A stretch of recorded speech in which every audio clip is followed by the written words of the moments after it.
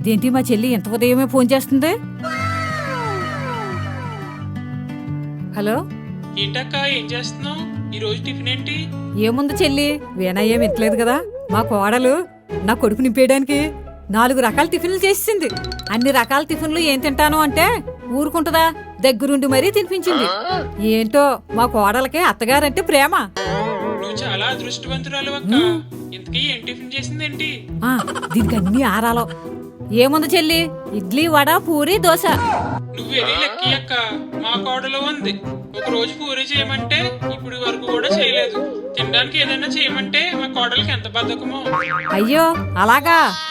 అందుకే మీ వీణాకు ఫోన్ చేసి 2 పూరీలు పంపమ్మా అని అడుగుతా. 2 పూరీలే కదా, వీణాకు ఫోన్ ఎందుకు, నేను పంపిస్తానులే. గొప్పకి ఒక అబద్ధం ఆడితే 100 అబద్ధాలు ఆడాల్సి వస్తుందంటారు. ఇదేనేమో. అమ్మో, వీణాకు ఫోన్ చేసినా చేస్తది. ఏం చెయ్యాలబ్బా? ఏంటి అక్క సైలెంట్ అయింది? అక్క చెల్లి, వీణాతో చెప్పి నేను పంపిస్తానులే. సరే అక్క. అమ్మా వీణా, ఏంటత్తయ్య గారు? ఈ రోజు లక్ష్మీవారం కదా, లక్ష్మీదేవికి 4 రకాల టిఫిన్లు వండి పెడితే లక్ష్మీదేవి అనుగ్రహిస్తుందంటమ్మా. అవునా అత్తయ్య గారు? వచ్చే వారం చేద్దాంలేండి. ఈ రోజు బట్టలు ఉతకాలి. ఆ బట్టలేవో నేను ఉతికి ఆరేస్తానులే అమ్మా. ఈ టిఫిన్లు కూడా చూడు నువ్వు. ఏంటండి లక్ష్మీదేవి పూజ కోసం అంత కొట్టేస్తున్నారు? ఈ రోజు నక్షత్రాలు అనుకూలంగా ఉన్నాయమ్మా. అందుకు ఇడ్లీ, దోశ, వడ, పూరి చేసే. నేను ఎందుకు చెప్తున్నానో అర్థం చేసుకోమ్మా. అయితే దద్దోజనం, పులిహోర, చక్కెర పొంగలి, పరవన్నం చేస్తానండి. మా చెల్లి అడిగిన పూరి ఈ లిస్టులో లేదు కదా.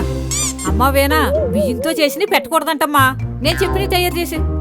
చేస్తాను, కానీ ముందు మీరు ఆ బట్టలు ఉతకండి. వెళ్తున్నానమ్మా. ఒప్పుకున్న పెళ్లికి వాయించక తప్పుద్దా?